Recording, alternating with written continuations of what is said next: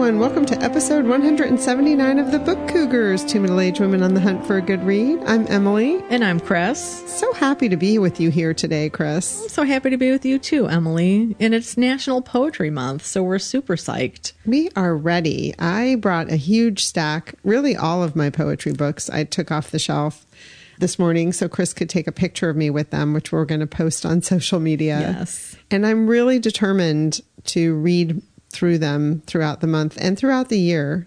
It really brings me so much pleasure, and I forget to do it sometimes. I know, right? But poetry, like, it's the go-to when you're feeling certain ways, I've found. And I know you're the same because we've talked about that it's a good place to go in a lot of different moods. Yeah. And it's also like a quick fix in a certain way. You know, it's like you can consume a poem, not a whole entire book, which I like. Right. And you feel complete. Yes. Yeah. Yes. And or it feels complete. Yeah. And it does help you feel complete if it's hitting the right emotional need. Yeah. And I'm going to read one that did that for me just yesterday. It's called The Book of Light by Lucille Clifton. I found this little lovely book of poetry at the Book Barn in Niantic. And this poem caught my eye, and I thought it might appeal to our listeners as well. Climbing. A woman precedes me up the long rope, her dangling braids the color of rain. Maybe I should have had braids. Maybe I should have kept the body I started, slim, impossible as a boy's bone. Maybe I should have wanted less. Maybe I should have ignored the bowl in me burning to be filled. Maybe I should have wanted less. The woman passes the notch in the rope, marked 60. I rise toward it, struggling, hand over hungry hand. Let's go, middle-aged gals. We've got this. Oh, yeah. So we wanted to talk about a video that we did. Yeah, we had so much fun last week rearranging our read-along books in different ways. At first, we thought it was 4 ways, but then we realized it was 5 ways. We recorded ourselves doing it and had a fun time. We had so much fun. We put it in our monthly newsletter. So if you're a newsletter subscriber, that went out last Friday, March 31st. If you didn't get it in your inbox, check your spam folder. If it's in your spam folder, make the Book Cougars email address acceptable. Yeah, in put your it contacts. in your contacts. Yeah. So we organized it by size, by read-along date, by publication date, by color, and by alpha by author. And it was a blast. We shared it with our Patreon community earlier as a little sneak peek, and had some fun comments there because we asked people how they organize their books. So Lisa said that she organizes hers by genre, and then fiction is by author's last name. Lou, she said she's kind of haphazard in her shelving strategy, but she goes by size first to get the big books in one place or in a single shelf, which is something that you do. I do. You I even built a bookcase around the size of my books, so I can totally relate to that, Lou. Mm-hmm. And then Robin happened to be in the middle of reorganizing all of her books, and she was saying that she has some types of books separated out, like children's books, books about books, travel, spiritual writings, favorite authors, and then she separates out publisher books, like NYRB Classics and Archipelago books. That's kind of cool. I like that. And we had somebody else over on YouTube say that they do the same thing. And it is cool to see the spines of those series because they're all similar. And sometimes they go together in interesting ways. And then it kind of looks like you have your own little bookstore, right? Because they do that at bookstores, which exactly. I like. Yeah. And then Karen said she organizes by genre and whether she's read them or not. And someday she hopes to alphabetize within the categories, but it's a bit unwieldy right now. So those are some Patreon folks. And then over on YouTube, My Reading Life, I really like that she says that she splits her books by genre and then organized alphabetically, except for her Stephen King collection, which is shelved in order of publication date. Wow. Which is so cool. Right on. That is like a organizational strategy after my own heart. Although I had a realization about my need for chronology, and we can talk about that later. Sarah organizes haphazardly with the exception of certain publishers. So she also has her NYRB, and that's New York Review of Books, and their classic series that they put out. And then her Europa editions are together. Ooh, I can get behind that. They have such beautiful covers. They totally do, yeah.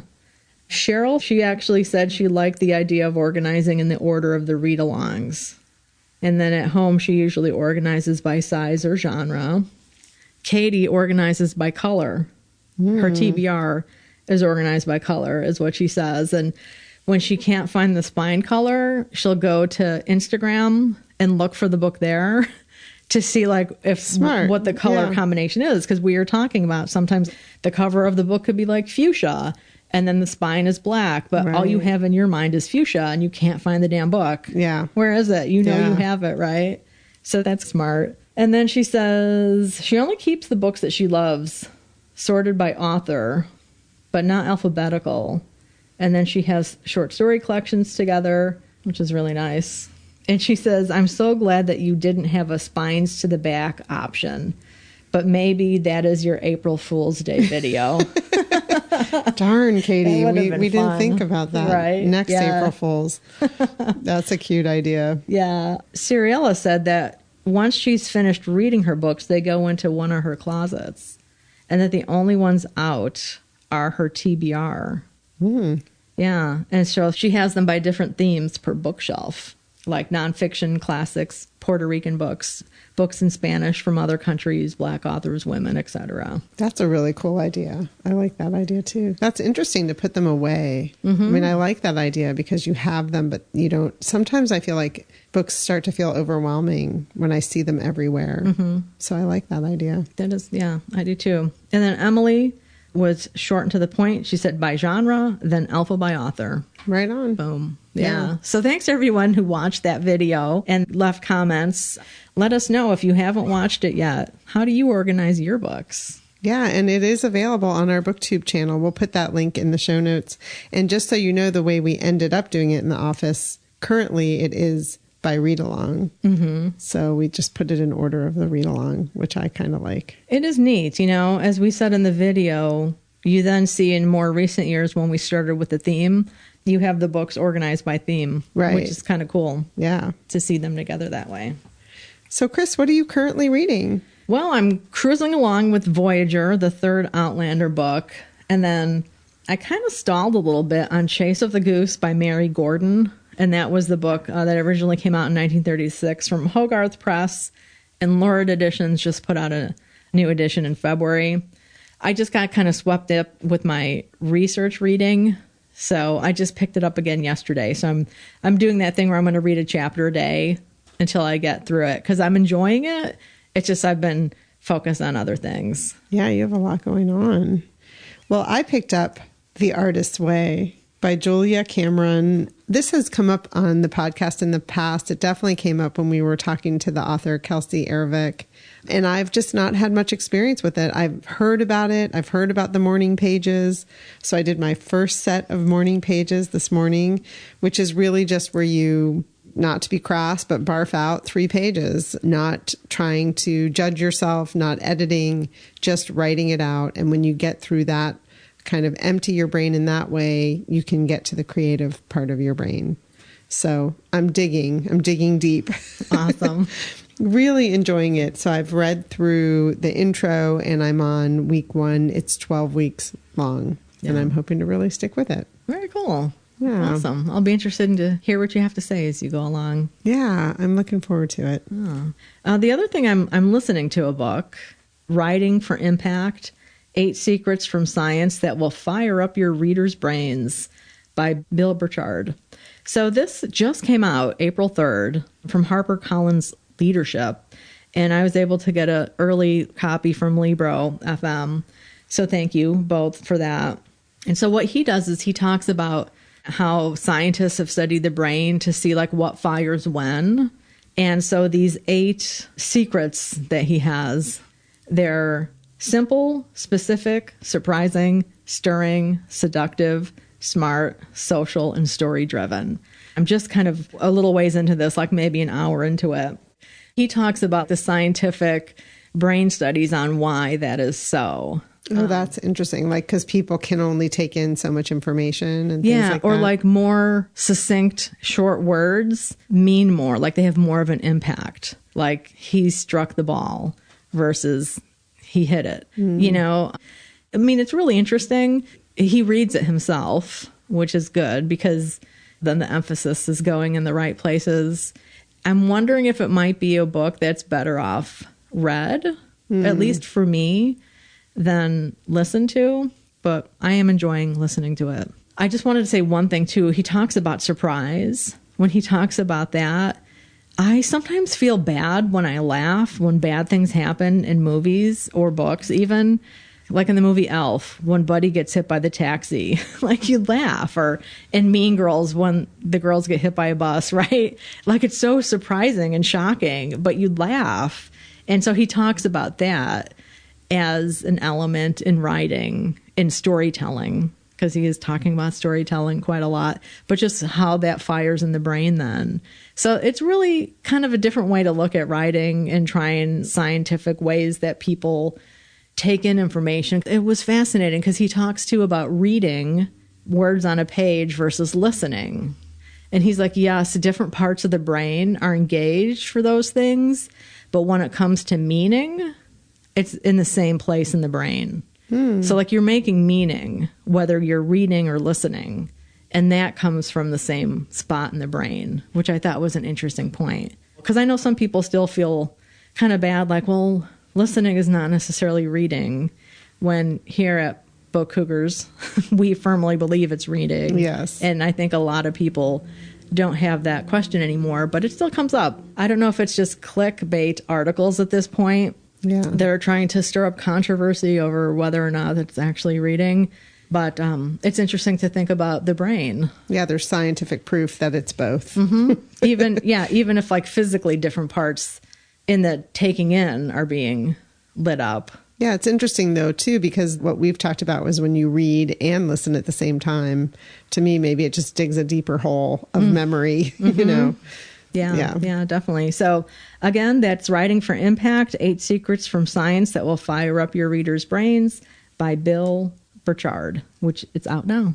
I'm reading a book that's not out now. I needed to start a beach read because I'm longing to be on the beach. And so I started reading Summer Stage by Meg Mitchell-Moore. This is out May 23rd. The only other book of hers I've read is The Islanders. And I read an article that said that there are some returning characters that pop up in this book, Summer Stage, and it takes place on Block Island, which is off the coast of Connecticut. So I'm very excited to return to Block Island because I have never been there. I want to go.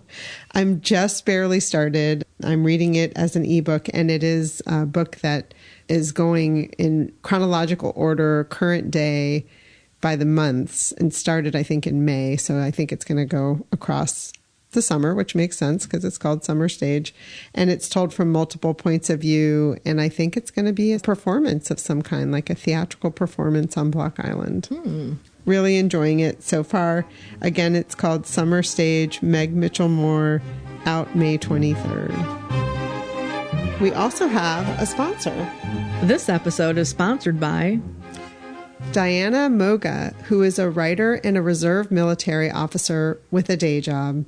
Her debut novel, The Peak Experiment, is loosely inspired by her personal experiences. Carla Castillo is a senior cadet at the Unified Military Academy, where she and her fellow cadets are dropped into a 100-acre training forest during their final exercise, and cadets start to die. Determined to find out what went wrong, Carla plunges into the depths of a government conspiracy. She ultimately learns that ethics are not always black and white, and there's more to being a soldier than doing what she's told. It's available now in paperback and ebook. Check the show notes for links. So, Emily, what have you just read?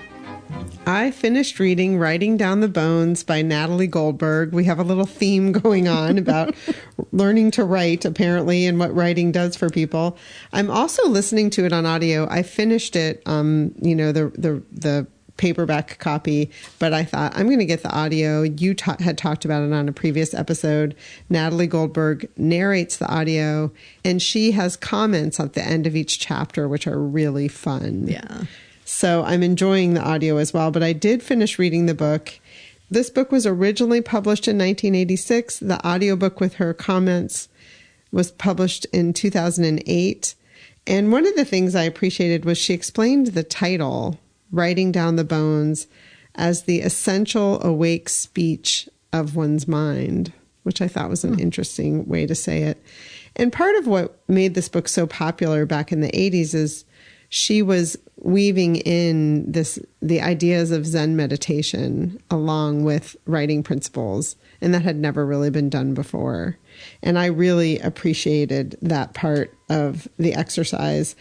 Trying to open up my creative brain and take a walk on the wild side, I tried something different, which is I wrote all over this book, which to me has always been gasp-inducing when I open a book and see it. Not for school, like I highlighted in books in school, but I rarely wrote in them. So I tried it and I survived. So here I am to tell the story. She has some timed exercises, which I want to go back and do. I didn't do any of them while I was reading it. But some of them I translated today when I did my first set of morning pages for The Artist Way. One of her things is when you're writing, keep your hand moving. Get like a super comfortable to you pen and just keep your hand and your pen to the paper. Don't cross things out. Don't worry about spelling and punctuation and grammar. Lose control. Don't think. Don't get logical. And then go for the jugular. If something comes up in your writing that's scary or naked, dive right into it. It probably has lots of energy. So I loved that. And I wanted to read one thing that I've never understood why when I'm really writing, like trying to do a deep dive on something for work, I sometimes have to go to a noisy place. And she says, oddly enough, writing in a cafe can work too to improve concentration. But instead of reducing stimulation, the cafe atmosphere keeps that sensory part of you busy and happy so that the deeper, quieter part of you that creates and concentrates is free to do so. I've never really understood, why do I need to be in a busy Panera to get this writing assignment done? So I thought that was really interesting. I just highly recommend it. I feel like it stands up. In her comments on the audio, she says funny things like, wow, I'm talking about typewriters in that chapter, Right. Or I don't know what I was thinking. Or I don't think that anymore. Yeah. She said at least once. And it wasn't like it was anything detrimental or something if you do it in the book, if you get an older edition. Yeah. Yeah. And I love her voice. Oh, it's great. It's very familiar and wonderful. So again, this is called Writing Down the Bones, Freeing the Writer Within by Natalie Goldberg. Nice. People, like one of the women in my writing group, we do timed writing with each other. And if she gets stuck, she'll just write the last word over and over and over again. Like she literally keeps her hand moving. She does not stop writing. Interesting. At all. Yeah. And I do think there's something to be said for pen to paper and not fingertips on a keyboard. I'm with you there. So I finished the audiobook, Why Am I So Anxious? Powerful Tools for Recognizing Anxiety and Restoring Your Peace by Dr. Tracey Marks. And this is out now. It is 9 hours and 52 minutes. I seriously enjoyed it. She breaks it into two parts. It's hard to tell since it's audio. I think this is a book I would like to have a physical copy of because she does say lists of things, which I kind of zoned out on that. And looking back, to use it as a resource, it would be good to have a physical copy, obviously. But she breaks it into what is anxiety? What is it? How does it manifest? What are some of the different ways it manifests? Because some people I don't think know that they do have anxiety, and other people may not understand how it's expressed by their body and mind. And then the second part are tools on how to deal with it, how to manage it. And you had asked me on the last episode if she talks about counting backwards. And it was really funny because it was just, I don't know if it was just later that day or the next morning, she starts talking about that. I was like, damn, Emily just asked about that. So I remembered to make a note to talk about that. She didn't say specifically the number counting backwards, but she did say things like to say the months of the year backward. Ooh, that sounds things, hard. You know, things like that. So she had some strategies like that. But one of the great points she makes about the tools that you have like that to use is that you need to practice them. Practice them daily and regularly so that when you need them, they're second nature. And I thought that is so good because it's just like playing sports, right? You practice so that during a game, you don't have to think about techniques. You just do them.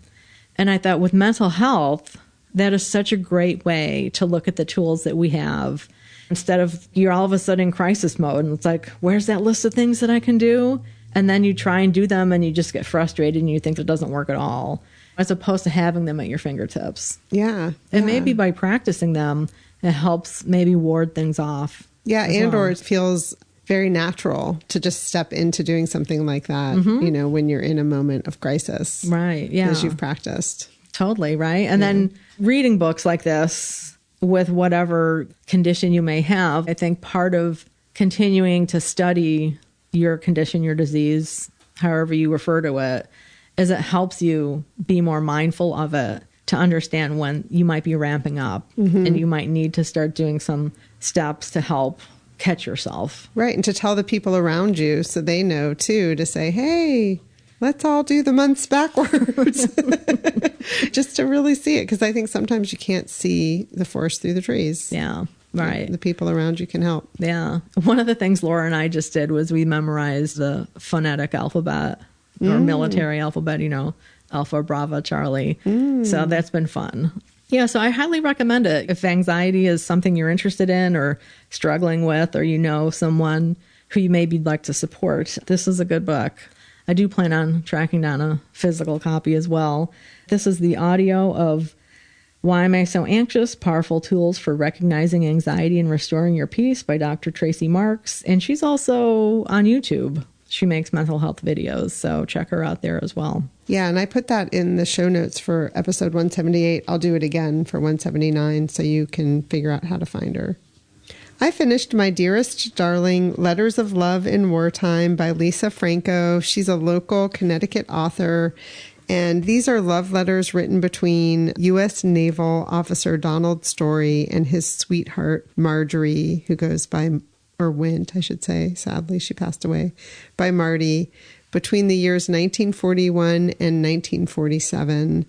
The letters cover their budding romance, their engagement, their early years of marriage, and the birth of their first daughter. The wife, Marty, is living in Mount Vernon, New York with her parents, and he's traveling throughout the war, going to all manner of places. He was in the Navy, so traveling all over. And there are 135 letters in the book and some pictures. And Lisa Franco really documents history, the history of that time period. And I learned a lot of interesting facts. And one of them, Chris, I wanted to read to you to see if you knew about this. And the reason the book is called My Dearest Darling is because that is the way he started every letter. So this letter is dated February 1st, 1944. My Dearest Darling, just finished writing you a V-mail, as I think that is the fastest means of correspondence. However, I don't like the damn stuff as I feel too exposed. There's a possibility of sending mail within the next few days, and I really hope I can do. I know you must be wondering what has happened to me, but I really am okay. Just haven't run across a mailman lately. And that V-mail is asterisked. And then at the end of the letter, the asterisk is, and this is from Lisa Franco, it's like a form of a footnote. V-mail was a standardized mail service created by the U.S. government to help speed up delivery of the volumes of letters that were being sent back and forth. Reduced to microfilm to save space, the contents of the letters were blown up again before reaching their destination. Some servicemen, including Donald, distrusted it. Very cool. Had you ever heard of that? I had not. Yeah. Wow. I mean, I heard of microfilm being used during that time period for spy stuff, but that's cool. Yeah. Oh. And I was reading this. We had a really rainy weekend, kind of cold, rainy weekend. And I read the book the whole weekend. And the gentleman caller was sitting next to me. And he was saying, you know, I wonder how much of these letters were redacted as they were sent. And most of the letters, I think there was just one maybe from Marty to him. Most of the letters, this bundle of letters that Lisa Franco found in a vintage shop were his letters to Marty. It was really sweet. Nice. Yeah, I enjoyed it. And then the very end of the book is kind of her summation of having met the family and learned a little bit more about what happened with them. And they did stay together and were married over 60 years. Sadly, both of them have passed away. The last 20 some odd years of their life were spent on Cape Cod, happily retired. And that's where Lisa found this bundle of letters in a vintage shop that was accidentally in an estate sale, ended up being given away. And so the family was so thrilled to get them back. That's so cool. Yeah. So it's out now. It's a very sweet book. It's called My Dearest Darling, Letters of Love in Wartime by Lisa Franco. Well, one of the books I read for my research project is Bookselling in America and the World, Some Observations and Recollections. And this is a book edited by Charles B. Anderson in celebration of the 75th anniversary of the American Booksellers Association. So this book came out in 1975. I purchased a copy off of Abe Books, and I got it mainly because the starting essay is A Brief History of American Bookselling by John Tebble, and that was a really helpful essay for my project. But then there's also a piece by Sylvia Beach, who owned Shakespeare and Company, a very influential bookstore in Paris, and just some other really interesting information in here. Christopher Morley, he kind of wrapped things up a little bit at the end, a very short piece. But what was most interesting to me is the project I'm working on is about the Sunwise Turn bookstore in New York that was run by Madge Jennison and Mary Marbury Clark. And Madge Jennison, there's a quote by her at the beginning of this book. It is, if people get to believe that you know about books, you will sell books all right. And then it ends with a quote from her, which I think is so fascinating. Our theory was that people are baffled by libraries. When you are confronted by 20,000 books, you will read nothing.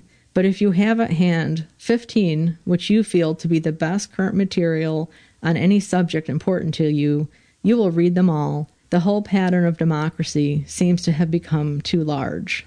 Interesting. Yeah. I mean, it also seems like kind of about choice. I was just listening to something recently that talked about if you are given too many choices, you can't choose. But if to have, that's why we all love these beautiful curated bookstores, right? It's like they've winnowed our choices down in a way to make it easier to see what's available. Yeah. And just even the one listener who wrote that she has the books that she has read in a closet. Yeah.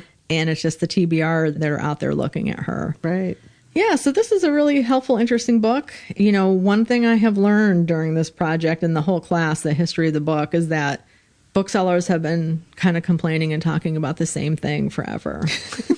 So one thing that's been highlighted, too, is the conflict between publishers and booksellers, which you hear about that in the news. I've experienced it some when I was a bookseller, the tension, but just how we all do need each other. Book publishers need distribution channels.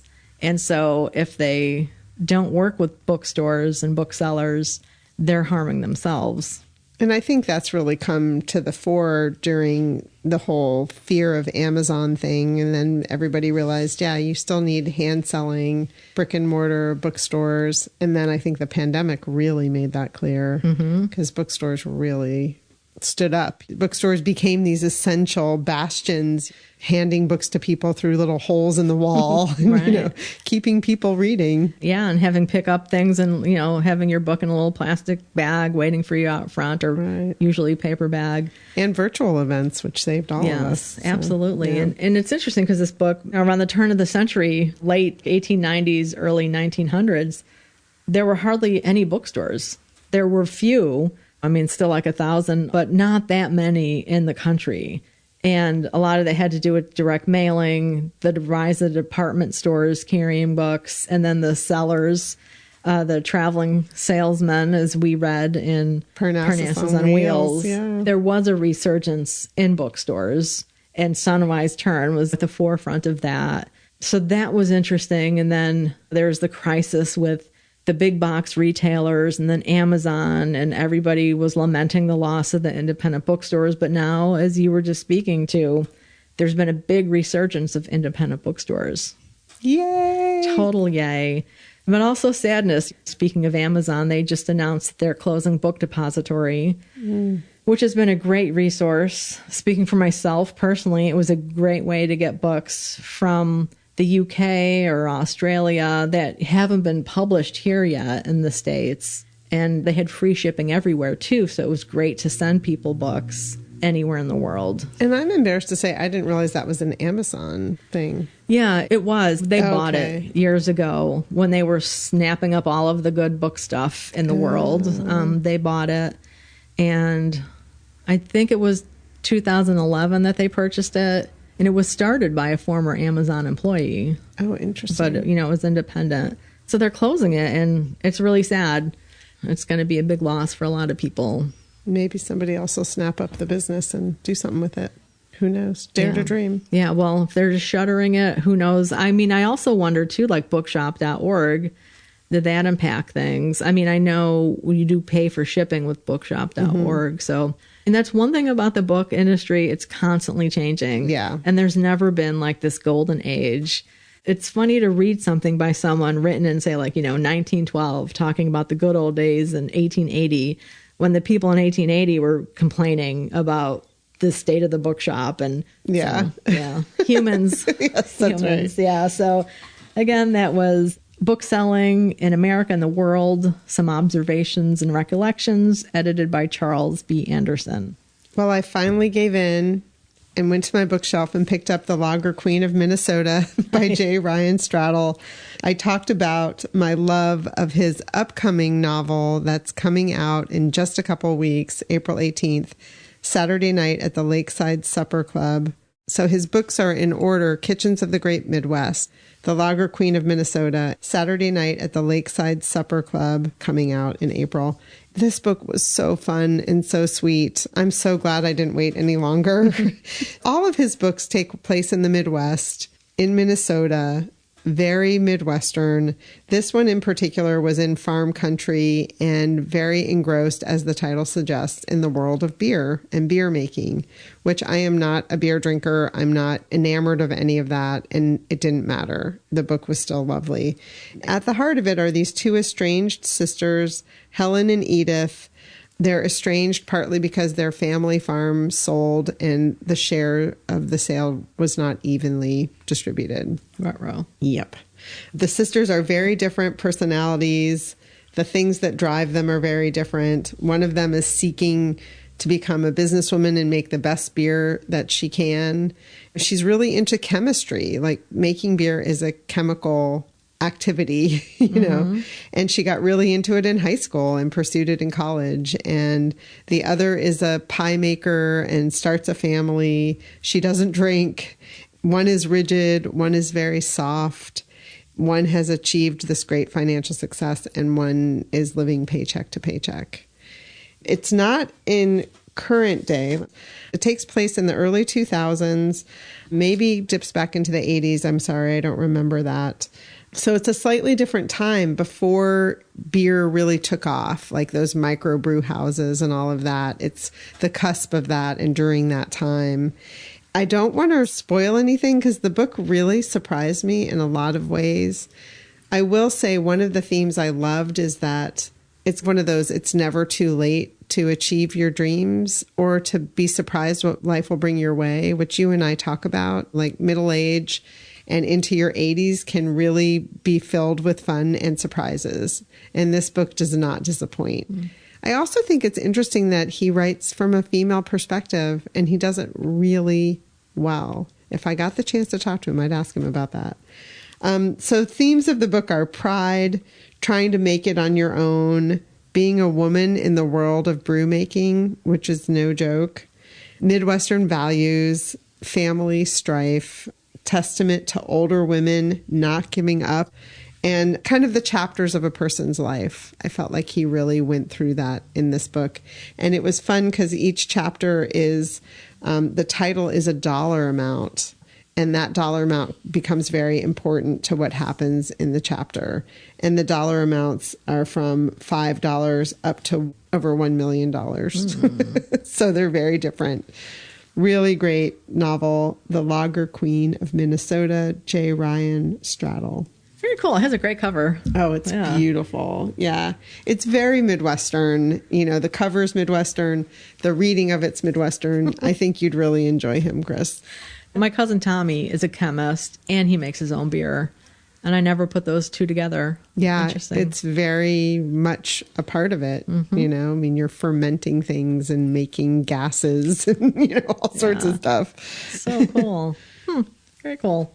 Well, we had a great buddy read for our buddy Colleen's birthday book club, which we highly recommend people pursue that as a birthday celebration. Right? Yeah. So Colleen started this a couple years ago. It was during the pandemic, and she was cooped up in her house alone and thought for her birthday she wanted to do something with friends. And so she invited people to do a buddy read with her and then have a Zoom conversation.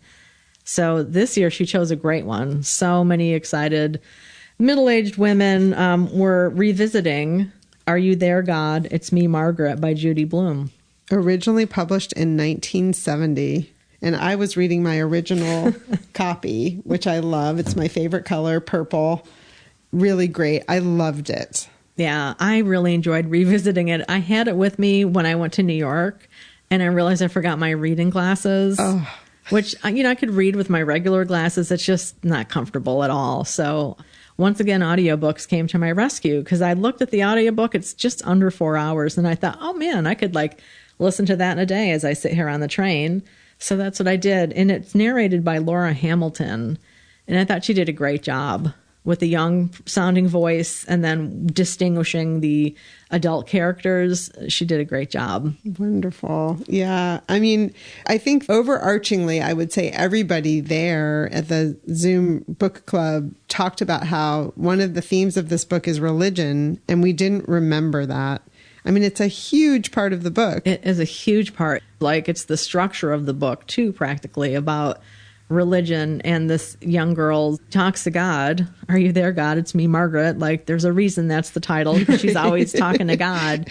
But there's this tension between Judaism and Christianity within her family. And she's writing a report for a teacher. Right. I had no memory of that. For me, it was all about the period. Yeah, and just your body and your friends and what you were wearing and having to get your first bra and, you know, all that stuff. Yeah. Not like the God stuff, whatever, you know. Yeah, you know, I mean, maybe I don't remember that because I wasn't tormented by religion as a child. Like, it wasn't an issue for me. There wasn't mystery around it. Right. I think part of why there's mystery around it for Margaret is because her mother is Christian, her father is Jewish, her mother's family kind of disavows her daughter and has never met her granddaughter. And so there's this mystery, and probably when things like that happen in a family, lots of times it's not spoken, but as we know, kids read between the tension and, you know, so, and create their own ways of handling it. And Margaret's way is to be asking God these questions, this God that she doesn't quite understand. Yeah. And there's pressure on her. Whereas I feel like I didn't have that. We had friends of different faiths and stuff. So I didn't really hope. But yeah, wanting to know what it was like to get your first period, I was all about that. Yeah, 100%. What is awaiting me? Yes. And I also didn't remember her lovely grandmother, who she's very close to. I thought it was hilarious that her grandmother, she seems so old, but she's 60. So that gave me a good chuckle. I mean, the first thing I wrote down is the grandma is 60, you know. Lots of different things. We also talked about how the mother is an artist and the dad kind of poo-poos her art and says, like, I think her paintings are up in the attic or something. Right, you know? yeah. Like, he really just doesn't sound very supportive. there's a movie coming out. Yes. So I'm really curious about how everyone's going to be portrayed, because I think the dad is one of those characters. It could go a lot of different directions. He could be made to be a comedic character or a villain almost in some cases. Or updated, or like updated if it's going to be current day. Because I feel like in the novel, he was a man of his time and very much portrayed that way. Yeah, playboys laying around the house. Yeah. But he also seems supportive to Margaret, to me. So, I mean, he could be, like you're saying, be updated to be the hip, helpful dad who just can't mow the lawn without cutting his hand off. But takes her bra shopping. Maybe he'll be the one that goes. Ooh, I can't wait to find out how they do that. Yeah. I know. That's going to be an upcoming biblio adventure. Yes. I also wanted to read, there was this one part, being that I'm a divorcee, there was one part that kind of cracked me up. They're talking about her aunt. Janie is one of Margaret's friends, and she says, "My aunt went to a nudist colony last summer." "No kidding," Nancy looked up. "She stayed a month," Janie told us. "My mother didn't talk to her for 3 weeks after that. She thought it was a disgrace. My aunt's divorced." Like that divorced renegade going to a nudist colony. That just cracked me up. Lots of people are divorced now, sadly. Yeah. There were also things like there's a scene where they're eating cut up hot dogs and beans. And I was like, oh, yeah, I remember that. That was a go-to dinner for us. Yeah. And then pads and belts. That's the other thing I wonder if they'll update in the movie. Right. Kids of this generation wouldn't even know what a pad and a belt is. I mean, they'd know what a pad is, but not the belts and the pads that were like 3 inches. Oh, I know, thick, right? You felt like you were riding a horse. Oh, my God. I remember when I got my period, my sister's 5 years older than I am, and she didn't have pads. And I was just like, I couldn't handle the other option, And my dad went to the store and bought me pads. See, your dad is definitely an upgraded version of the dad in the book. Yeah, he totally was. He was great about that kind of stuff. Yeah. Well, thank you to Colleen for giving us the opportunity to revisit this wonderful book. Yes. And to read it from, the adult perspective. So different. Absolutely. And I think Colleen said she wasn't sure if she's going to be doing this again next year. But I think everyone on the call was kind of like, well, please do. Yeah. Because, now it's a tradition. So it's not an option, Colleen. Yeah. No pressure. No, all the pressure.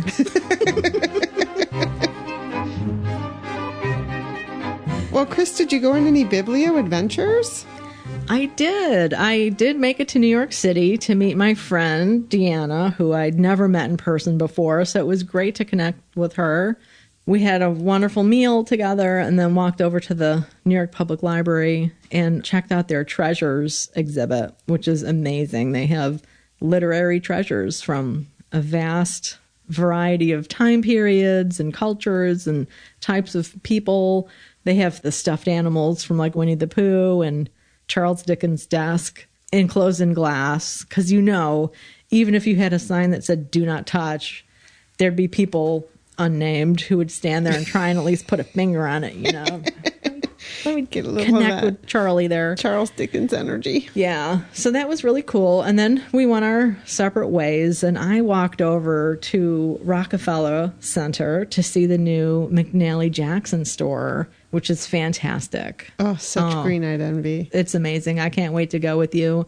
It's so well curated, like all of their stores, and they have a fantastic sidelines selection, which is stationery focused, with this whole wall of pens and some pencils and lots of tables with notebooks. And could just spend a long time just in that section alone. So I did a quick walk throughout the whole store. It's like 2.5 floors. It's hard to tell because you go upstairs here and there. And then there is a central staircase that takes you up to the second floor. And even in there, there's a little bit of level differences and stuff. But one thing I love, and I was so happy to see it there, they also have the sections broken out by country. Yes. Translated fiction, nonfiction from countries. I've never seen another bookstore do that. Except for their other bookstore. Right. Their other locations. Yeah. So, you have Australian, Spain. I mean, I was just so excited to be there and browsing. I'm not really sure what time I got there. It might have been a little bit after 2, and it wasn't very crowded. And I think I maybe spent an hour in there because I did need to catch the train home. By the time I was leaving, it was getting pretty busy. I cannot wait to go. Yeah. And I wasn't planning on buying anything. Of course. But they had one deck left of Writing Down the Bones deck, 60 Cards to Free the Writer Within by Natalie Goldberg. Synchronicity. Totally. So this is so cool. And I had heard about this deck because it's been out for a couple years now. But it's just, as the title says, 60 cards with writing prompts. I love it. Yeah, I picked that up. I couldn't resist.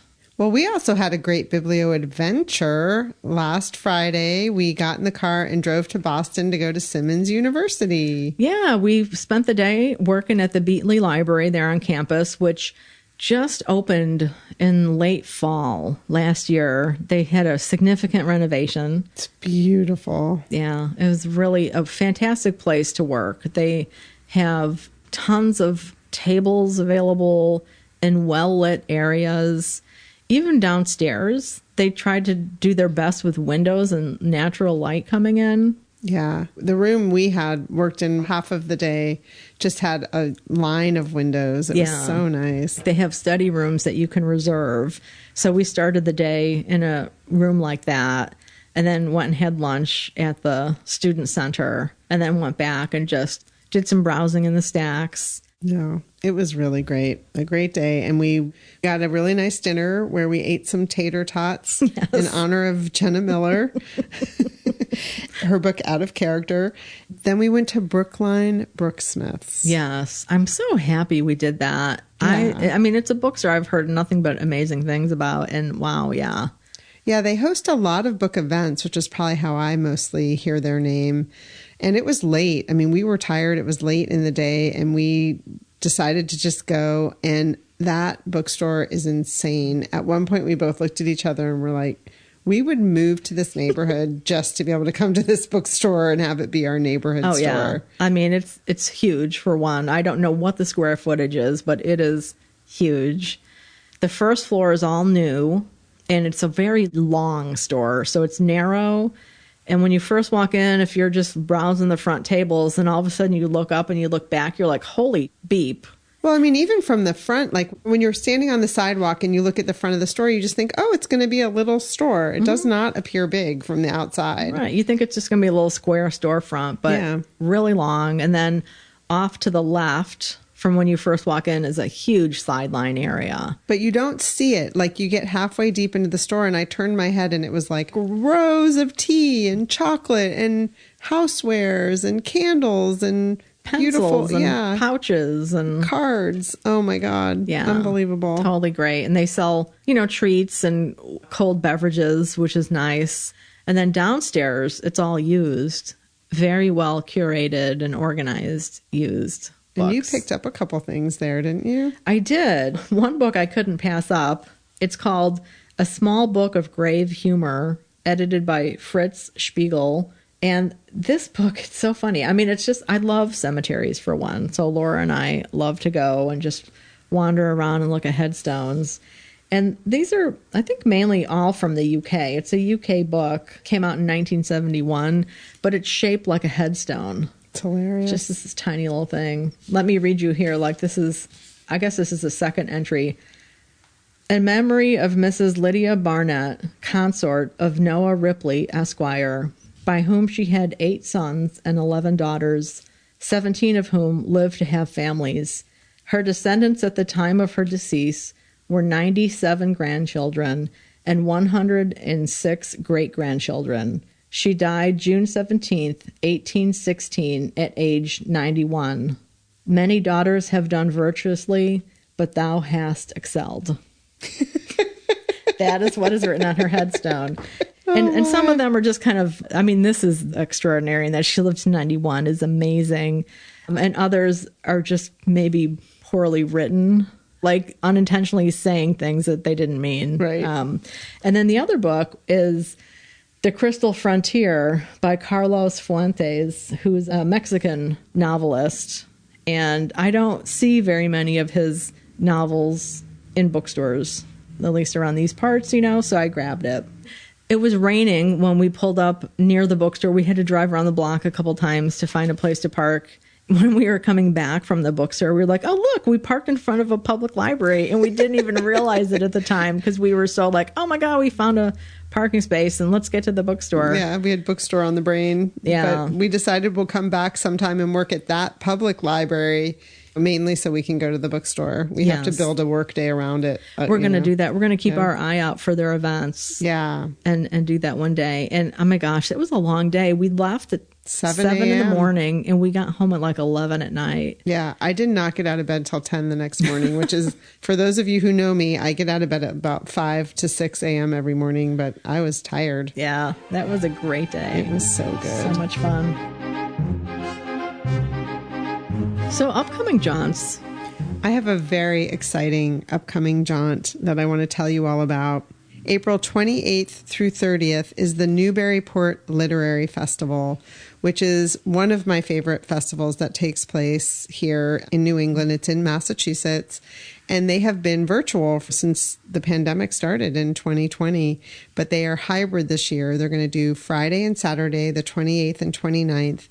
In Newburyport. It's all over town at different locations. And then the 30th, they're doing virtual. And there are some great events virtually also, including our buddy Amy Tector, amongst many other buddies that you'll see if you go to the schedule. So exciting. And they have fabulous moderators too. Oh, thank you. Wow, she's good. I am going to be moderating a couple sessions. Thank you, Chris. I'm blushing. Sadly, my buddy can't be there because she's got her final stretch of school, but hopefully next year we'll do this together. So I'm moderating 2 sessions on Saturday, April 29th. Please come see me. Everything is free. My first session is called Fur, Feathers, and Scales, A Lifetime of Caring for Pets. And this is a book by Dr. Karen Fine, called The Other Family Doctor, a veterinarian explores what animals can teach us about love, life, and mortality. The first thing that Dr. Karen Fine and I are going to figure out is if we're related. So I've started it, both reading it and the audiobook she narrates. It's a really fun memoir about her life as a veterinarian. Highly recommend this book. It's available now. I think it hit the New York Times bestseller list. Go Dr. Fine. The other session I'm moderating is at 3:00 in the afternoon, and it's called Shaped by Loss, How Tragedy Changed the Lives of Emerson, Thoreau, and William James. And this is with the author Megan Marshall, who is known to us because she's a biographer. She wrote the book The Peabody Sisters, which took her 20 years to write. It was nominated for a Pulitzer. She won the Pulitzer Prize for Margaret Fuller, A New American Life. She's done a lot of great things. The other book she's written is called A Miracle for Breakfast, which is about Elizabeth Bishop, and it's based on a poem that she wrote, which I was really hoping to read for National Poetry Month. We'll see if I get to it. The main book that I'm going to be talking to her about is this book called 3 Roads Back, that was written by Robert Richardson, who sadly has passed away. Someone that was very dear to Megan Marshall. She wrote the foreword for this book. And I'm really interested to talk to her about grief and how grief affects an author's writing. So we'll be in conversation at 3:00 on April 29th. Come to the Newburyport Festival. If you can't be there, I would highly recommend that you check out their schedule for the 30th, because there are some really great events, including J. Ryan Straddle's going to be there on a Zoom. When I saw his name, I was like, oh my God, I'm not going to be able to handle myself. But then I saw it was virtual, so lucky for him. But our friend Chris Coliander is going to moderate that session. Very cool. Yeah. Yeah, I'm so bummed I can't be there, mainly because I thought I'd be able to go this year. I've never attended this festival. I'm sad I'm going to miss you moderating these great events, and Megan Marshall is such a hero, such a fantastic biographer. Yeah, it's going to be fun to talk to her. I'm I'm super excited, slightly intimidated, super excited. Totally. Oh, it's going to be so much fun. Yeah. And so this whole festival takes place in Newburyport, and you go from these really cool venues, you know, from venue to venue. It's slightly stressful because you can't see everything, which is always hard for me. Like, how do you decide? But I encourage everyone to come and or go to the Zoom events on Sunday. Yeah, and if you have questions about these authors and their books, shoot us an email and Emily can incorporate that into her conversation. 100%. And or if you're going to be there, let me know, and then you can be sure to ask questions from the audience. Yeah. Because we love people like you. And then you can have coffee with a cougar. That's right. And maybe even the gentleman caller. And then the other thing is the National Willa Cather Center has a bunch of events this year. I've mentioned in a past episode that it's the 150th anniversary of Willa Cather. So they have a lot of great events. And one I wanted to shout out, they have their conferences. They have the regular spring conference in Red Cloud, Nebraska. And then the international conference is in New York City this summer. Both of those are in June. This is a virtual study series with an author named Benjamin Taylor. It's 4 different events. They do charge $20 per event, or you can get a rate if you sign up for all 4. But he's going to be talking about different novels that Cather wrote. My Antonia, A Lost Lady, The Professor's House, and Death Comes for the Archbishop. And these events are in April, June, September, and October, all leading up to the publication of his new book, which is called Chasing Bright Medusa, A Life of Willa Cather, that is coming out in the fall. And it's a short look at her life, I think coming from like the writer perspective and her character and things like that. I'm really curious now to read more from Benjamin Taylor. I was looking at some of the other books he published, and he sounds really fascinating. Nice. Yeah. Yeah. I look forward to reading Chasing Bright Medusas as well. Yeah, that's a great title. Isn't it? Yeah. So do you have any upcoming reads? You know what? The only thing I need to get going on is Travels with Charlie by John Steinbeck, because in 2 weeks we have the Vintage Book Club meeting coming up. So I don't want to be waiting to be finishing it the night before, because that's never pleasant. Yeah. And I checked out the audiobook, and it's narrated by the actor Gary Sinise. So I'm going to probably be doing both for sure. That's on my assignment list too. I have this book, 3 Roads Back, by Robert Richardson, in preparation for my conversation with Megan Marshall. The Other Family Doctor, a veterinarian explores what animals can teach us about love, life, and mortality, by Karen Fine. I think it's interesting that she didn't put doctor. I guess it says doctor of DVM is what they do. Got it. Doctor of Veterinary Medicine. You know, it's really interesting when people don't do that, because Tracey Marks doesn't say doctor either. I don't know. I don't want to sound like an intellectual snob, but does the doctor sometimes turn people off if they think it's going to be too brainy or technical or something like that? Yeah, I don't know. Yeah. I mean, I work for someone who's a doctor. He's a PhD, and he never wants to be referred to that way. So maybe it's just how you kind of perceive yourself. You know, that would be a good question to ask her. Like, how much choice did she have? I wonder sometimes if publishers say, like, you'd be better off not having it in this case. Yeah. Interesting. Chris comes up with my first question, of course. Well, I also have a book that is way far away, but I'm so excited when I saw it that I have to mention it, which is, I love the Best American series of all sorts of things. And the Best American Short Stories comes out on October 17th, and it's edited by Min Jin Lee. So already pre-ordered. Yes. Very excited. In the Out Now category, author Mike Branch, who was our guest on episode 150, talking about On the Trail of the Jackalope, how a legend captured the world's imagination and helped us cure cancer. That book is coming out in paperback April 11th. And we both enjoyed that one so much. I think coming out in April is a good time for Easter, yes. for one. Bunnies, right? Jackalopes are a type of bunny rabbit. But I think it's going to be a great summer read, because it's kind of like a little bit of a travel narrative road trip type book as well. Such a good book. I loved that book. Also out now is Chain Gang All-Stars by Nana Kwane Adjei-Brenyah. This is a book that when we did our top 10s and then talked about what we were looking forward to this year, this is one I mentioned. I still haven't gotten to it. However, Russell got to it and gave it all the stars and said it's probably going to be one of his favorites of the year. So there you have it. And then You Could Make This Place Beautiful, the memoir by Maggie Smith. So good. Get your hands on that book. We're so excited to welcome back author Shuly Cawood.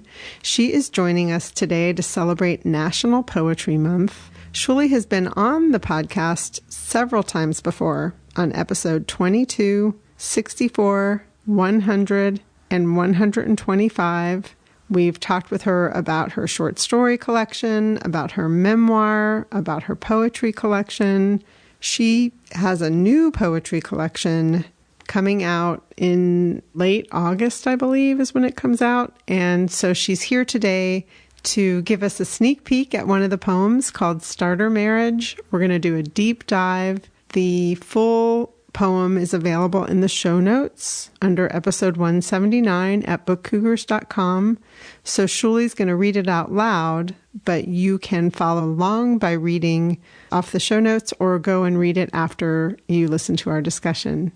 Enjoy our conversation with Shuly. We thought it'd be really fun to invite a poet on and to really dig into a poem for National Poetry Month, because we know a lot of people like to read poems, but really digging into a poem is not something people do on a regular basis. You know, when you're not in school, it's a little bit harder, maybe more of a challenge. So welcome, Shuly. Well, it's good to be on. Thanks for having me back. I'm so excited. Yes. And I love National Poetry Month. I'm always happy to celebrate it in any way I can. So I'm thrilled to be here. It is your month. We're glad you're here. Me too. Well, and speaking about being back again, we recently had our mystery man, John Valeri, on the podcast on episode 175. And there was just a tiny bit of smack talk about who's been on the podcast more often than... Oh, I heard it. Yeah. I heard it. I heard it, definitely. Oh, he got an email after I heard it. Oh, so they've been smacking down via email without us. But he happened to call in on the Book Cougars cat phone and left a message for you. We'd like to play it. Okay. Hello, Book Cougars. It is your mystery man and most frequent guest, John Valeri, and I am calling in today because I heard through the grapevine that you are having the great Shuly Cawood on your show again. And that leads me to two questions, one specific to the Book Cougars and then one for Shuly. And my first question is simply this. If you broadcast my voice on the podcast episode, does that count as an appearance? Because if it does, then that neutralizes Shuly's appearance, and that makes me feel very, very good. And my second question, this one is for Shuly, and it's actually in all sincerity and seriousness because I admire you greatly, Shuly, not only for your talent, but for your humanity. And so my question for you is this. In terms of working with words, in poetry, I'm wondering if you can tell us how you find that works better for you in sort of working through feelings and emotions versus maybe some other means of communication, because I often find as well that I don't really know truly what I think about something until I put it down on paper. And so I'm wondering what that process is like for you. All right. Thank you so much for indulging my questions, and my very best to all of you. Well, I like that. A sincere question, a wonderful compliment, but preceded by a smackdown comment. John, I see you. I'm going to answer for the Book Cougars. This does not count as him being on. I get this one, John. Nice try, John. To answer his question, though, I love the question. I find that I really do work out a lot of how I feel about something on paper, and I often don't know what I'm feeling until I write about it. I have a practice of writing every day, and a lot of stuff comes up during that time when I'm writing that is sometimes unexpected. Sometimes it's very expected. I've been writing a lot of theme pieces on things I've been thinking about lately. But I definitely have things come through on paper that surprise me, which is always interesting to figure things out. Thanks for the question, John. We thought we'd let him take the first question since he's so good at it. Yes, he is. He is a pro. He is very, very good at asking questions. Yeah. So, Shuly, when you come to Connecticut, we feel like we're going to have to set up an arm wrestling match or something between you and John. Yeah, something. I'm going to start pumping iron so I can win it. Maybe we just have to be nerdy and do like a write-off or something, like. Oh, like a poetry. Wait, we could do like a poetry slam between the two of them. We can go longer. Okay, go. Sounds good to me. All right. So we are here today to talk about your poem, Starter Marriage. So Shuly, tell us the first time this poem was published. It was published in an online journal under the title But First. In your collection, it's going to be published with the title Starter Marriage. Can you talk about that evolution?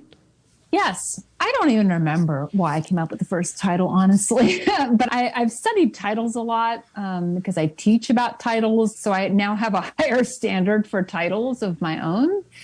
And I like for my titles to do more than just be kind of a placeholder. And so I like for titles to give some information. I think of titles as sort of the doorway into, not sort of, I think of them as a doorway into a piece of writing. So for this one, I wanted there to be not just be marriage, but starter marriage, so that people know that it is a marriage that is like a first marriage or a marriage that isn't going to last. Well, a first marriage, I'm assuming people know what a starter marriage is. My friends and I used to talk about back when we were all divorced, having had starter marriages, which I'd never heard the term until then. And so I wanted someone to enter the piece knowing that already, that this is about a marriage that is going to be a first or, is sort of doomed to fail. And so I like to have that. I like for titles to do some work in the piece. Yeah, I like starter marriage a lot. Yeah, I do too. Would you like to read it to us? I would love to read it. So as Emily said, the title is Starter Marriage, and it's written after Erin Adair Hodges and borrowing a line from her poem, Portrait of Mother, 1985. First, there was the word, and the word was trying. Trying the apartment with white walls, popcorn ceilings, footsteps heavy above, thudding over our days. Trying the job I took filing papers into squeaking cabinets, the one you took answering phones for dentists. Trying the brown bag lunches with limp sandwiches and sliced cheese, the softening apple, the room temperature soda. Consuming it all on church steps, hunched below the overhang as it rained. Trying the cold pool after work with dead insects needing to be netted. Unraveling towels, TJ Maxx suits, the walk back on the no-car driveway. All heat evaporated, empty stomachs. No one wanted what the other craved.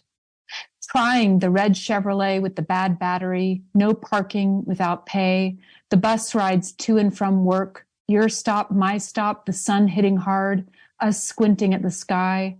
Your last day, the blue electric toothbrush they gave you as goodbye. Buzzing in your mouth with all those trapped words. Trying the new queen mattress we could not afford but bought anyway. Trying the laundry we toted to the next building, plastic hampers in our arms full of every day's dirt. Coffee but no creamer, bread but no toaster, sugar hardened in the bag. Day-old everything bagels, buy one, get one veggie burritos, dollar theater on Sundays. New job, but less pay. New boss, but no promotion. Saving for tickets for never vacations. Trying the places we gave up for each other. City salted by an ocean. All those fish and ferry rides. Town with 3 stoplights, 2 policemen, a forest to get lost in. Your dreams, my dreams. Weeds by the parking lot. Trying your face, a broken banister. My hands, an unused map. Whew. Love it. Thank you. Yeah, thanks so much. Thank you all. What a treat to have the poet read their poem to you. Thank you for letting me read it. And I thought I would start off with the 3 reasons that I chose this poem. You all asked me to pick a poem of mine from my collection. I chose this for 3 reasons. The first is that I use a lot of concrete images in this poem, which I often do in my writing, and so it's very typical that I do that. And I like to use concrete images as a way of showing versus telling someone how to feel about something. And so I think it's really good when I even give I run a prompt writing workshop, and I often will tell the participants, start with the concrete. Sometimes you don't know what you're writing, and just the concrete grounds the reader. It grounds me as the poet. And so that's almost always how I start, rather than talking in the abstract. The second reason is that I like poems that tell stories. Those are the kinds of poems that I like to read. And so that's what I tried to do in this poem, is to tell a story about a marriage. And then the last reason that I picked it was that I borrowed the first 9 words from Erin Adair Hodges from her poem. And the first line of her poem is, first there was the word, and the word was okay. And so I kept that, first there was the word, and the word was, and I replaced it with trying, and I went on to write the poem. And I like borrowing ideas, lines, titles from other people. I run a prompt writing workshop, as I told you all, and I'm often doing that in the workshop, which is like, borrow this from this poet and use it to launch your own piece, whether it's poetry or prose. But I really think that you can learn a lot from other writers. And so I like to, like I said, kind of do a jump off from whatever I'm reading. And so I wanted to pick that for this reason, because I think I do a lot. In my collection of poems, there's a lot of lines or titles or ideas that come from other people, and I have it all attributed in that collection.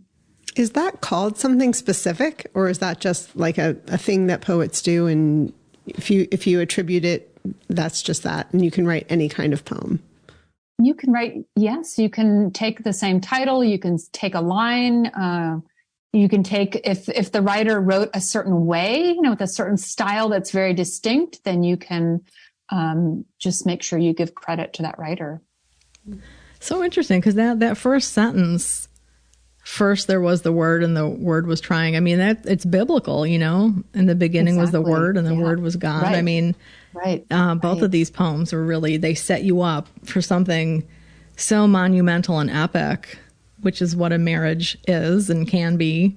I was really struck by your use of pronouns in the poem. The first stanza has our, and the second has I and you. And then in between, there's a lot of us and your and my and you. And then the last pronoun is my. So I was just wondering, like, if that was a conscious decision to use pronouns that were also genderless in the poem. So it's kind of like a genderless poem in some ways. True. It is addressing somebody in the poem. From my point of view, it's a speaker. And this is not all poems have to be true. This one happens to be a very autobiographical poem, but let's just talk in terms of a speaker, because I think that's helpful. The speaker is addressing somebody using the you pronoun. And I think as well, the speaker is having thoughts about what the marriage was like for the speaker. Mm-hmm. Yeah, that makes sense. Yeah, I'm not sure if that answered your question. Yeah, Chris. It totally does. And I mean, because it's just very immediate. There's nothing for me that took me out of the poem. Like, I felt like, not that I was the you. There was no gender to pull me one way or the other. I tend to have it in my head as a binary, unfortunately, from my generation probably. But I just really appreciated that because it was so immediate. Mm-hmm. And I just felt like I was in the poem. I wasn't reading somebody else's poem, if you know what I mean.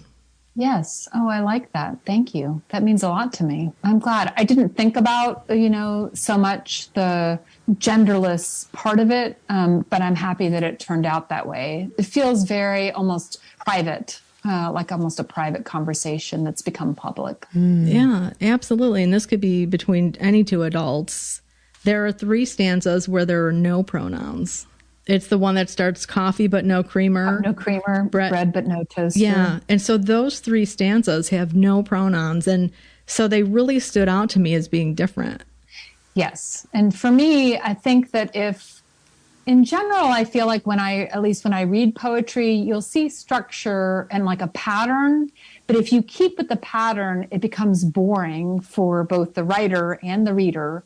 So I don't know that it was a conscious choice, but definitely it would have been on a second or third draft where I wouldn't have wanted to stay with the trying this, trying that, and keeping on with that same, it becomes da-da, da-da, da-da. And so those 3 stanzas, they're all very short, but they also don't have that trying anymore. They become smaller and more specific. Well, the others are specific too. So they have it's almost like a different structure, even though they're 3-line stanzas. And so I think that's helpful to not have, and it's a fairly long poem, at least for me. It's, a little over a page. And so it just can be too redundant if you just keep with the same structure. So that changes it. It's a shift. Well, and it was also kind of a shift of like, things are really degrading. Like you really got the feeling like, okay, this is coming to an end, Right. really quickly, because you also you get into they're shorter sentences and you go through them faster. Right. Yeah. And there's a lot of things that are missing, coffee but no creamer, bread but no toaster, new job but less pay, new boss but no promotion. So there's a pattern within it, but it's changed from what preceded it and what follows, actually. Yeah, because what follows picks it up then. That next stanza after those 3 starts with trying. Yep. So very, very interesting. And I felt that way when I was reading it. It was almost like a different shift in the wind, and then it picked back up again. Well, as I said, those 3 stanzas are much shorter. And so it also, I think, especially in reading it, I hear that the pace quickens a little bit and then it slows back down. And I just think from a teacher's perspective, I think, again, that variation, you don't want your reader to be bored and have the same thing over and over. So it's like disrupting it in different ways. I call it, when I teach, I call it having texture. So having some sort of friction, texture, change, something to interest the reader. Because like I said, if it's all beige, it's not interesting, right? If it's the same sounds, if it's the same length, it becomes tiresome, unless that's what you're going for. And I suppose I could have been in this poem, but I still like to have something that causes a little friction for the reader. Yeah, it's very cool. It's very effective. So let's talk about trying. We have both taken some of your workshops, and when I read this, I was hearkening back to something you talked about in one of your workshops about plant and return. Would this be the idea of that, or is that different? Usually plant and return refers to an object that you keep coming back to. I guess it could be an idea. No, I think this is more just like repetition. In the sense of plant and return, it does take on an expansive meaning as you go on with the images, though, primarily. So in that sense, it can be like plant and return. But I think of this just more as it repeats, it becomes a mimic of the word. It's like we kept on trying, we kept on trying, we kept on trying. By having it repeat, I wanted it to be like seeing 2 people try and try and try. Got it. Yeah. So talking about the stanzas, we've talked about how there are 3-line stanzas, but you have one that is 4. I do. That stood out a little bit too on a subsequent reading. I was wondering if you could talk a little bit about that decision. A 3-line stanza is called a tercet. And 2 lines, a couplet, 4 lines, a quatrain. We don't really need to know that, but just to say that a lot of times I will write in a form kind of way where it's couplets, couplets, couplets, or 2-line stanzas, 2-line stanzas, or 3-line stanzas, or 4-line stanzas. And then I like to often break the pattern. It typically, for me, happens at the end. And I like to break the pattern if it mimics what I'm trying to say. And in that sense, where I chose to break it here, it was a change in the poem. For me, I wrote it, but poems are subjective. So, everybody can interpret however they want. That's when you put a poem out into the world, you let other people interpret how they'd like to. What I intended was for that place, it's towards the end where it becomes a 4-line stanza, and the stanza goes, trying the places we gave up for each other. And then it describes the places, a city and then a town. Your dreams, my dreams is how the stanza ends. And I felt like that was a place that was different. Not only did I make it a 4-line stanza where there's a disruption to the structure, but it's also a place in the poem that for me became less about what's happening in the present. When I say present, it's with air quotes for these two people. And it goes back to sort of the backstory. That's the first time we're like, okay, what happened before all this? What kind of like, why is this marriage called a starter marriage, not going well? And so we see that these two people gave up a lot to be together, and that maybe that's part, that backstory is important. They gave up their dreams for each other in some ways. And so I wanted that, again, for me, it was a change in the poem. So I wanted that reflected in some way. Yeah, I wrote next to that one, ouch. Just because, if you were to go from that first line to then the tail of the fourth, trying the places we gave up for each other, your dreams, my dreams. And that this marriage has not been, there wasn't a lot of hope for the marriage, I guess. As you're reading along, you see things are really grim. That was just really a final punch, a final blow.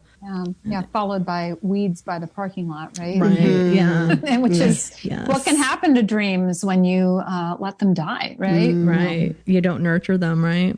Yeah. And you had different punctuation in that stanza.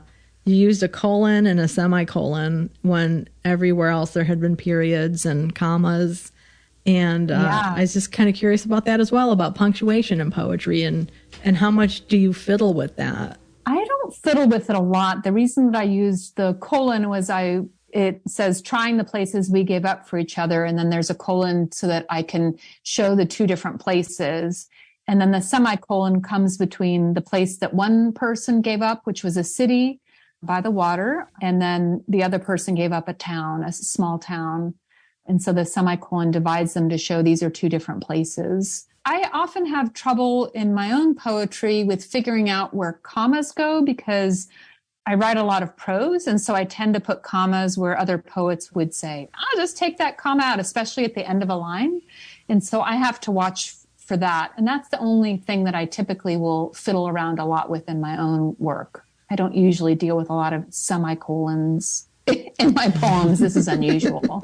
How do you decide where to break the lines? I personally tried to break a line where it can either, it can make sense or not make sense, which isn't very helpful. Sometimes there's an end. For example, at the end of the first stanza, it's a description. First, there was a word, the word was trying, and it describes the apartment and then the footsteps above thudding over our days. And there's a period, and that's kind of where the thought ends and where the stanza ends.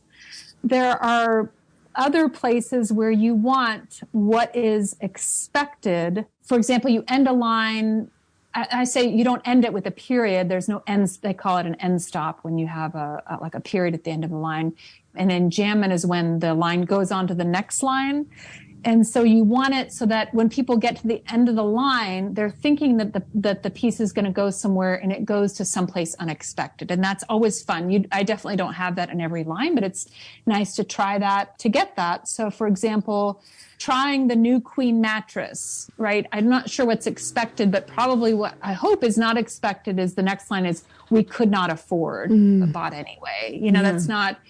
You might be expecting for a description of the mattress or for it to be this is a bed, right? So there you might expect something about love, but the next line is we could not afford, but bought anyway. And so it's nice to break it in a place that the next line is unexpected, if that makes sense. Yeah, yeah, totally. For sure. Yeah, and you just have such great, I underlined some of the phrases that I really like dead insects needing to be netted.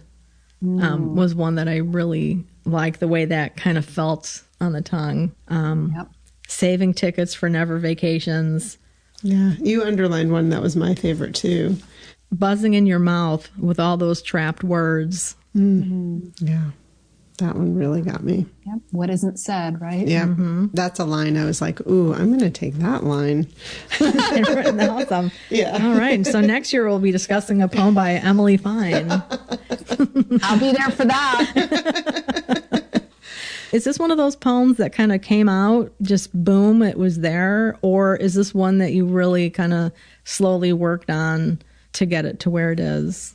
This one came out fairly easily and quickly, and I didn't work a whole lot on it, truth be told. I mean, I probably did a couple of drafts, but it came out, and, I have to give Erin Adair Hodges kudos because her poem was very inspiring. And so when you're inspired, it makes it easy to, or at least easier to write a poem that you're happy with. Yeah. Do you save all the drafts of each poem? I do. It's funny. I always think I'm going to go back to the previous ones. I almost never do, but I do have them saved.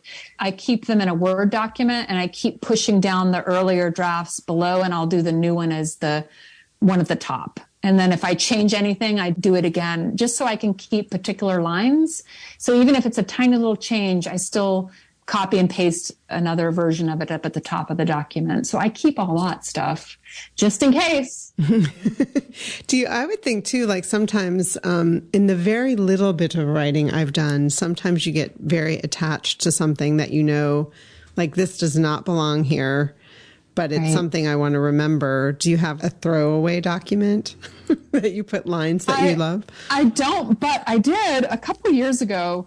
I did take lines that I liked from a bunch of poems that were never going to go anywhere. Like it'd just be like one line that I wrote, and I tried to put them into a poem. It didn't work, but it was fun. That's a great idea, actually. It'd be really fun. It's almost like a Mad Lib, to see where it goes. Exactly. It was fun, but didn't end up winning any prizes or getting sent anywhere, frankly. So, Shuly, this is in your upcoming collection that we're so excited we got a sneak peek at. And there is the option to pre-order it now, which we're going to put in the show notes. But please tell everybody about the collection. The collection is called Something So Good It Can Never Be Enough. It's being published by Press 53.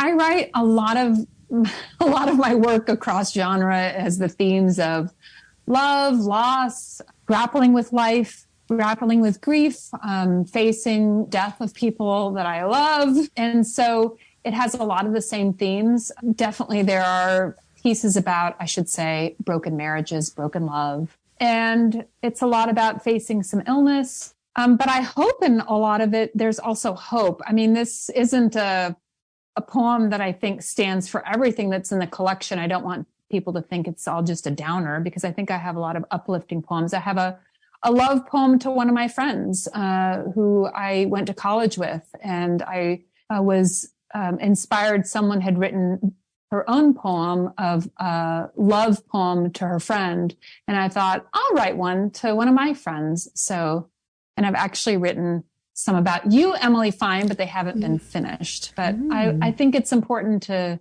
talk about love in its many forms, and I think I do that in this collection. Very cool. Just for listeners who are new to the podcast, Emily and Shuly grew up together in the same town as little ones. Yes, we did. We did. Actually, it's funny when you were talking about that you use commas a lot. I'm a huge comma user, and I swear there was a teacher that we had somewhere, maybe in middle school, that was all about the comma. Could be. Yeah, I use it a lot. I like my commas. And when is the collection coming out? It's coming out early September 2023. Great. Pre-orders can be taken now. Yes. So there's a link in the show notes for that, as well as the poem. We're going to put the poem in the show notes as well, too. Yes, our newsletter subscribers already got a copy in their newsletter, but yes. So the other thing, just if you could quickly tell people about upcoming workshops and how they can find you. Yes, I have a prompt writing workshop that I run every Tuesday at noon Eastern time. So it's kind of a lunch hour, at least people on the East Coast. And I run that every Tuesday. It's a lot of fun. We talk over a piece of writing, very briefly, not mine, somebody else's. And it's always a very short piece. And then I give everybody a prompt that is somehow related to that piece of writing. We have people writing fiction in there, memoir, poetry. So the prompt can really get used in all sorts of places. I have a longer prompt writing workshop coming up on April 23rd. And then in May, I have a series of flash essay classes that I'm teaching with 2 other teachers. And flash essays are really brief personal essays. That's the easiest way. So it's a series of classes. One is on the 1-sentence essay. I'm teaching one on a micro, which is 300 words or fewer of personal essays. So we have alternative forms. We have a lot of really fun classes. And it's every Wednesday in May from 11:30 to 1 Eastern time. We're going to teach them. These are all online. So it's just going to be a lot of fun. I'm excited about that. And they can find it at my website, which is shulycawood.com, SHULYCAWOOD.com. And we are both, we can't say graduates, but we've both taken coursework with Shuly. Yes. We give them all the paws up. So yes, I still have a little quote on my computer at home on my desktop. One of them was a flash fiction. Yep. Flash nonfiction. Flash nonfiction. Yep. That's right. Yes, because we read that writer I don't really appreciate. Among others. So, Shuly, it's been so great to have you here. I feel like, and I mean this in a positive, not a negative way, we've all aged together in the years of the Book Cougars, growing in episode number and your output of material and books. And it's been really fun to have you on the Book Cougars in all of your various forms, as a memoirist, as a poet, as a flash nonfiction writer, as a short story writer. Thank you for sharing your work with us and for being a friend of the podcast. Oh, well, thank you for having me on. And it's been wonderful to see your growth. I'm just really proud of you. I've seen your community grow, and I'm always in awe of how much you read and how interesting your conversation is. I love listening to it. So I'm a big fan. Oh, thanks. Thanks, Shuly. Yeah, thanks for having me on. Happy poetry. Yay, National Poetry Month. Thanks for listening to The Book Cougars with Chris Wallach and Emily Fine. We'll be back again with another episode in 2 weeks. Until then, come chat with us on social media, Goodreads, or email us at bookcougars@gmail.com. If you'd like to help support our podcast, please tell others about us, leave a review wherever you listen, and consider becoming a patron. Even $1 a month is a big help. Learn more about that on our website, bookcougars.com, where you'll find the show notes for this and all of our past episodes. Thanks, everybody. This episode was edited by Pat Keogh Sound Design.